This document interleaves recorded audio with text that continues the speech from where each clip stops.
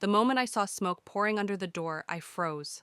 The sound of my daughter screaming from upstairs. That was my worst fear. And it was happening. I never imagined the moment would come like this. No thunderous explosion, no dramatic sirens in the distance, just the quiet hiss of something burning behind the kitchen door and the horrifying realization that I couldn't reach my daughter. It was a Sunday night. We'd just finished watching a movie, her choice some animated film with talking animals and cheesy songs that still stuck in my head. I remember feeling strangely proud that we'd had a peaceful weekend. That was rare for us lately. It had been 6 months since the divorce. My husband had left, and with him went half the stability I thought I had. He'd been the breadwinner while I worked part-time at the library and picked up freelance proofreading gigs online. After he walked away, I had to cut back on everything. We moved into a smaller rental house on the edge of town. It was older. The wiring was old school, the heater made odd clunks in the night, and I'd been meaning to change the battery in the smoke detector for weeks. I just hadn't. Money was tight. My attention was tighter. And then there was Lily. My 12-year-old baby girl with the biggest eyes and the most sensitive heart. She was born a worrier, scared of the dark of clouds of thunderstorms, and most of all of being left alone.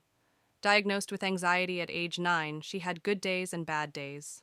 But since the divorce, they'd mostly been bad. She was upstairs in her room that night when I smelled something odd, sharp, acrid. I thought maybe the trash had caught on the stove or that the heating coil was acting up again. I headed toward the kitchen, and that's when I saw it. Smoke. Thick and black, curling under the kitchen door like a snake looking for something to swallow. I froze. Not because I didn't know what to do, but because my childhood came rushing back. When I was 7, my grandmother's trailer burned down. I was inside when it happened. I still have a faint burn scar on my left hip, a reminder of the window I had to jump through. Ever since, fire has terrified me in a way I've never fully explained. And now it was back. In my own home. Mom. Lily's scream from upstairs cut through me like a blade. That was the moment the fear had to lose. I ran to the stairs, but the smoke had reached the ceiling. My eyes watered, lungs tightened. I shouted for her to stay in her room and cover her face. But I could hear her crying, panicked the way she always did when she thought she was alone. The fire was in the kitchen, but the staircase was next to it, and it was already warm under my bare feet. Too warm. I grabbed the throw blanket from the couch, wrapped it around myself, and bolted upstairs. I didn't think. I didn't breathe. I just moved. Halfway up, the smoke thickened.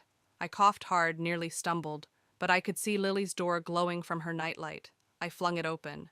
She was under her bed, trembling, her inhaler clutched in one hand.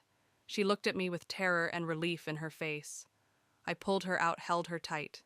We're gonna get out, baby, I promise. There was no way we could go back down the stairs. Flames had licked their way up the railing and the air was turning to ash. I ran to the window. We were lucky. There was a small porch roof just below her bedroom, maybe 6-7 feet down, sloped but solid. I opened the window and cold night air rushed in like a blessing. I sat Lily on the edge and helped her slide out. You first, I said. I'll be right behind you. She hesitated. Mom, I'm scared.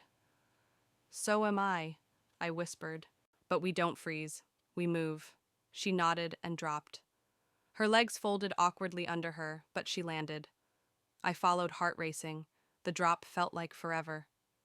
We scrambled down the side trellis, blessed the landlord who planted ivy that made it strong enough to hold us. By the time we reached the front lawn, neighbors had come out. Someone had called 911. I collapsed on the grass, Lily next to me, coughing and clutching my hand like she might never let go. I looked up just in time to see flames shoot through the upstairs window. The bedroom window we had just escaped through. If we'd waited 30 more seconds, I don't let my mind go there. The fire trucks arrived in what felt like seconds, and yet forever too late. Flames had already devoured most of the kitchen and were climbing hungrily toward the attic. I watched numb as strangers in yellow suits marched through what used to be our home, dragging hoses and barking commands. A neighbor wrapped a blanket around Lily and handed me a bottle of water. My hands were shaking so badly I couldn't unscrew the cap. That night, we stayed in a motel paid for by a local church group.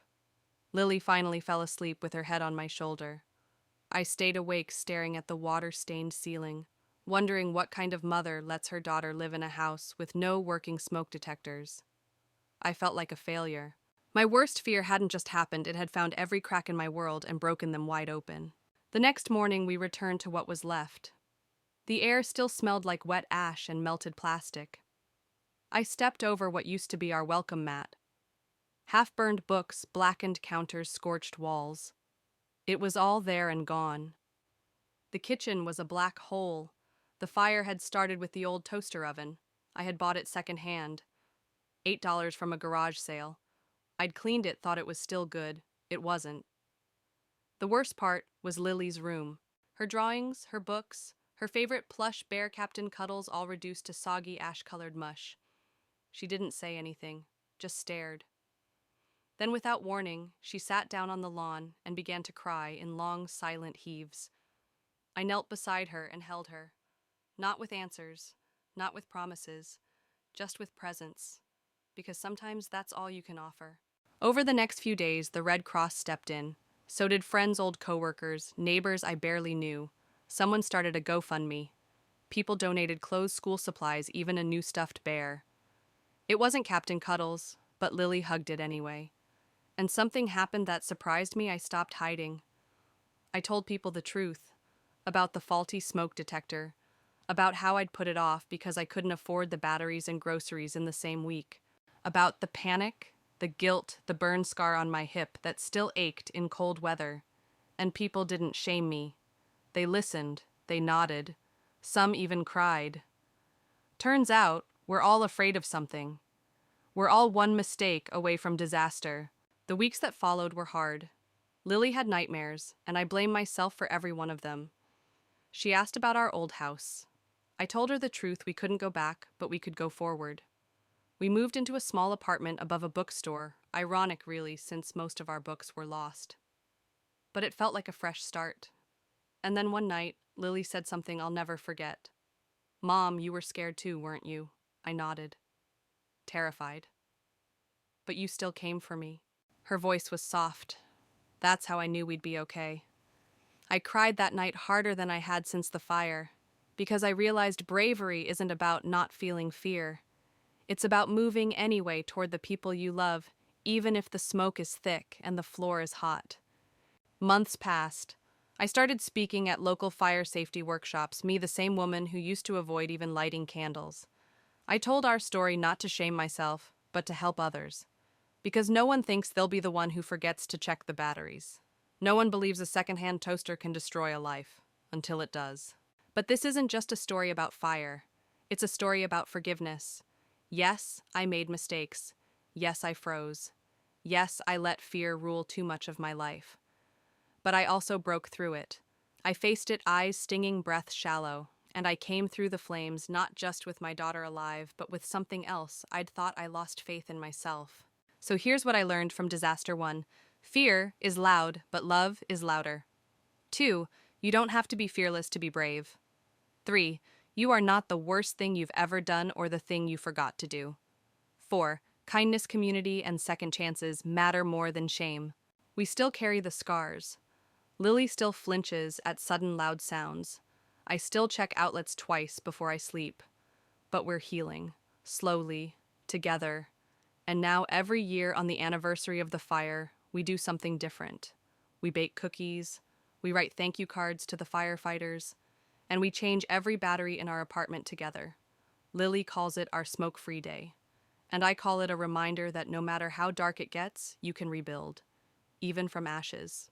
If this story moved you, if you've ever faced fear and kept going anyway, please like, share, and comment below.